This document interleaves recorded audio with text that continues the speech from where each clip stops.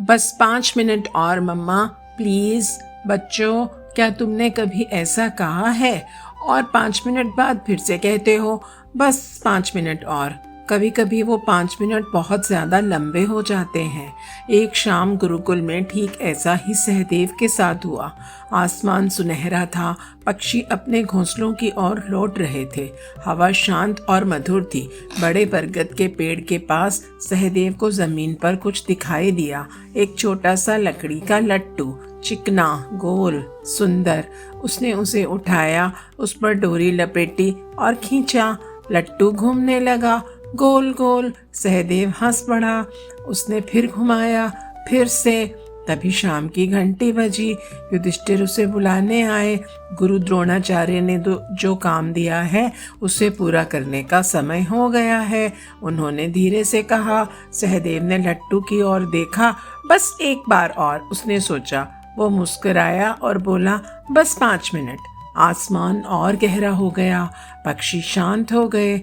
घर रात के भोजन की घंटी बजी। फिर से युधिष्ठिर उसे बुलाने आए, पर सहदेव नहीं उठा। लट्टू अभी भी घूम रहा था, गोल गोल। जब सहदेव ने ऊपर देखा तब तक दीपक जल चुके थे। उसके मित्र भोजन कर रहे थे। उसका काम अधूरा था, उसका खाना ठंडा हो चुका था। वो समझ नहीं पा रहा था क्या करे। वो खेलना चाहता था पर उसे भूख लगी थी, नींद भी आ रही थी। उस रात वह चुपचाप सो गया। अगली सुबह गुरु द्रोणाचार्य बच्चों को पढ़ा रहे थे, पर सहदेव अभी भी थका हुआ महसूस कर रहा था। उसके विचार भी लट्टू की तरह घूम रहे थे। वो ठीक से सुन नहीं पा रहा था। उसका काम अभी भी अधूरा था और उसे डर था गुरुजी उसे डांटेंगे। युधिष्ठिर ने यह देखा। कक्षा के बाद वो उसके पास बैठे और धीरे से बोले, लट्टू से खेलना अच्छा है, तुम खुशी से खेल सकते हो। गीता में खेलने और आनंद लेने को विहार कहते हैं। सहदेव शांत होकर सुनता रहा। फिर युधिष्ठिर ने कहा, लेकिन हर चीज युक्त होनी चाहिए, अर्थात संतुलित, ना बहुत ज्यादा ना बहुत कम। उन्होंने पास रखे हुए एक छोटे दीपक की ओर इशारा किया।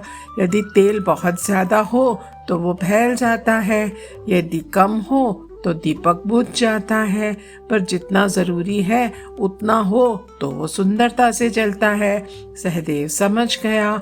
उस शाम उसने फिर से लट्टू उठाया, उसे खेला, फिर मुस्कुराया, पर सूर्यास्त से पहले ही उसने खेलना बंद कर दिया।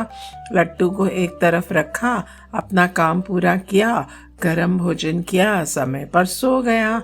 अगली सुबह वो खुश था, शांत था, प्रसन्न था।